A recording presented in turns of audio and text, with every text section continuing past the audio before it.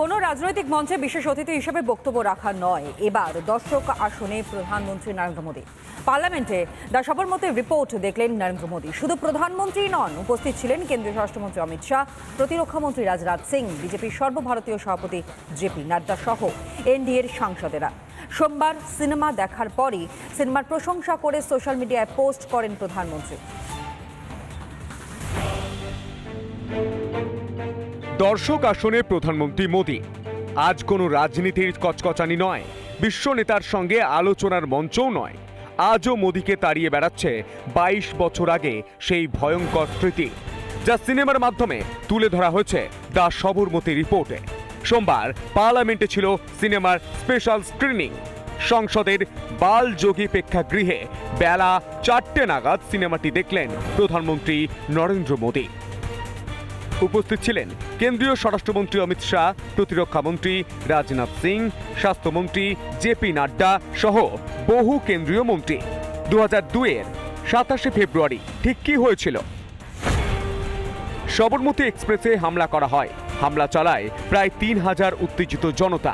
জ্বালিয়ে দেওয়া হয় 4টি কামরা, পুড়িয়ে মারা হয় কর সেবকদের।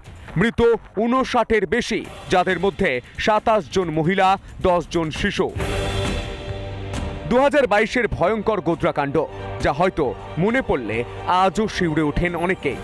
দ্য সবরমতী রিপোর্ট সিনেমায় আম জনতার পাতে পরিবেশন করা হয় সেদিনের সেই সত্যকে, যার পরে সিনেমার প্রশংসা করেছিলেন খোদ প্রধানমন্ত্রী নরেন্দ্র মোদী ও কেন্দ্রীয় স্বরাষ্ট্রমন্ত্রী অমিত শাহ।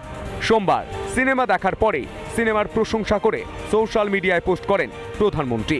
রিপাবলিক বাংলা।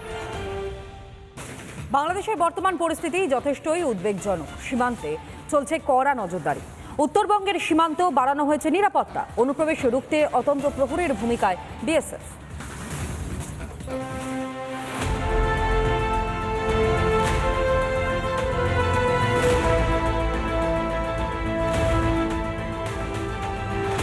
উত্তরবঙ্গের 8 জেলায় রয়েছে বাংলাদেশ সীমান্ত। প্রায় 1937 কিলোমিটার ভারত বাংলাদেশ বর্ডার। বাংলাদেশের অস্থির পরিস্থিতির জেরে বাড়তে পারে অনুপ্রবেশ, তাই বিএসএফের তরফে বাড়ানো হয়েছে নজরদারি।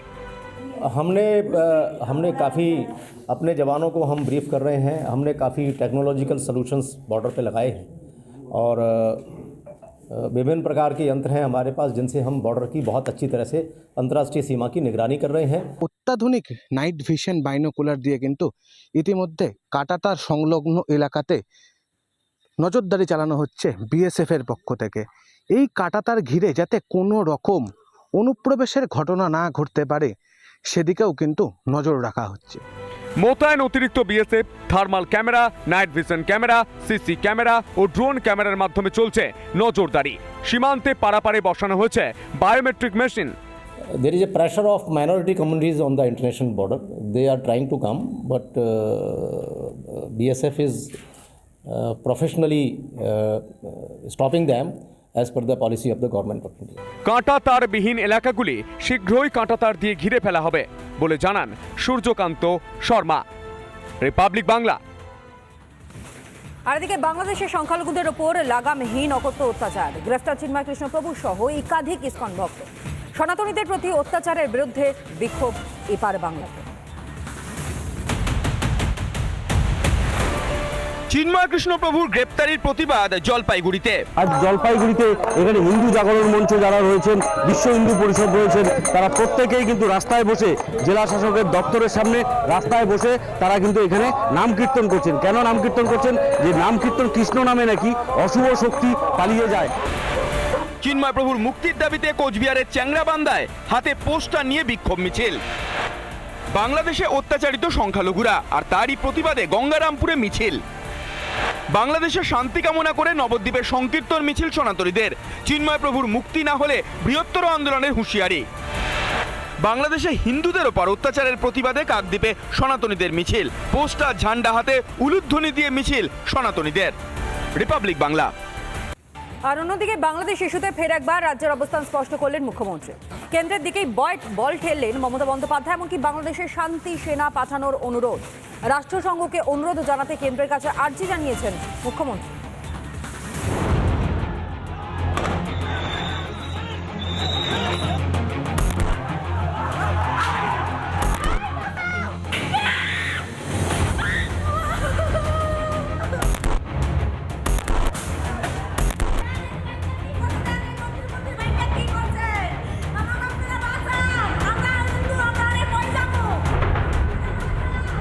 হাসিনা সরকারের পতনের পর দেশ জুড়ে অশান্তির আবহ।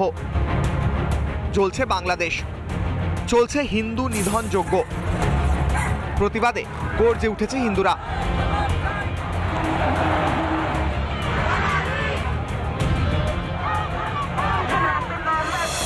হিন্দুদের কণ্ঠরোধ করতে বেআইনিভাবে গ্রেফতার করা হয়েছে চিন্ময় কৃষ্ণ প্রভুকে।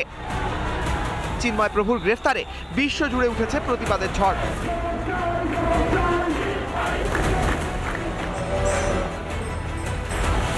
এমন সময় দাঁড়িয়ে নিজের অবস্থান স্পষ্ট করলেন মুখ্যমন্ত্রী মমতা। সোমবার রাজ্য বিধানসভার শীতকালীন অধিবেশন থেকে কেন্দ্রকে পদক্ষেপের বার্তা দেন মমতা।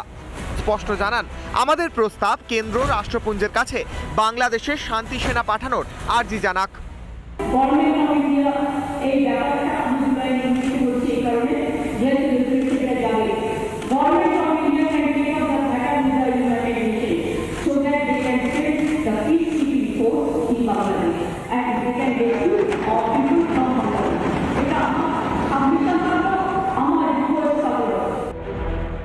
পড়শি দেশ বাংলাদেশের বিষয়ে সিদ্ধান্ত নেওয়ার এখতিয়ার নেই রাজ্য সরকারের, তাই কেন্দ্রের পরামর্শ মেনে চলবেন বলে জানান মুখ্যমন্ত্রী। বাংলাদেশের এই অরাজকতায় ওদেশে গিয়ে আক্রান্ত হতে হচ্ছে ভারতীয়দের। ইতিমধ্যেই বাংলাদেশে বন্ধুর কাছে গিয়ে জখম হয়ে ফিরেছেন বেলঘরিয়া সায়ন ঘোষ। ওদেশের মৌলবাদী দুষ্কৃতীদের হাতে মারধর ও শাসানির শিকার হয়েছিলেন কলকাতার যুবক। কিছু বাংলাদেশি মুসলিম যুবক আমাকে ধরে আমাকে জিজ্ঞাসাবাদ করে কোথায় থাকিস। আমি বলেছিলাম আমি ইন্ডিয়াতে থাকি। তারপর আমার ধর্ম জিজ্ঞেস করে আমি বলি আমি হিন্দু। তারপরে তারা আমাকে সাইডে নিয়ে গিয়ে আমার পকেট ছিনতাই হাতানো শুরু করে। আমার মোবাইল কেড়ে নেয়, আমার টাকা পয়সা সব ছিল পকেটে সেগুলো কেড়ে নেয়। তারপরে তারা আমাকে মারধর করা শুরু করে। জানিয়ে উঠেছে নিন্দার ঝড়। এদিন এ বিষয়ে মুখ খোলেন মমতা। বলেন, বাংলাদেশে ভারতীয়দের আক্রান্ত হওয়া কোনোভাবেই সহ্য করা যায় না।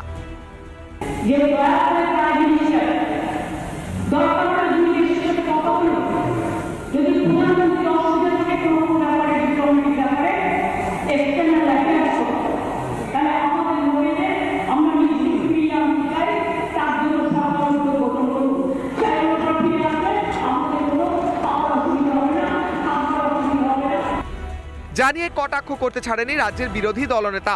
এখন বাংলাদেশে ওটা বিরোধী আন্দোলনের উপরে তদানীন্তন প্রধানমন্ত্রী হাসিনা ওয়াজেদ তার সরকার দমনপীড়ন চালাচ্ছিলেন। তখন তিনি আহ্বান করেছিলেন যারা আক্রান্ত হবেন আসুন আমি তাদের শেল্টার করব। পররাষ্ট্র নীতির কথা তার মনে ছিল, দায়িত্বটা ওনাকেও নিতে হবে। একদিকে কেন্দ্রের দিকে বল ঠেলছেন মমতা, অন্যদিকে বাংলায় বেড়েই চলেছে অনুপ্রবেশকারীদের নিয়ে আদৌ কোনো ব্যবস্থা নেবে মমতা ব্যানার্জি? রিপাবলিক বাংলা। নানা ধরনের কন্টেন্ট দেখার জন্য লাইক করুন, শেয়ার করুন আমাদের ফেসবুক পেজ, সাবস্ক্রাইব করুন আমাদের ইউটিউব চ্যানেল। পাশাপাশি অন্যান্য ব্রেকিং নিউজের জন্য অবশ্যই চোখ রাখুন রিপাবলিক বাংলায়।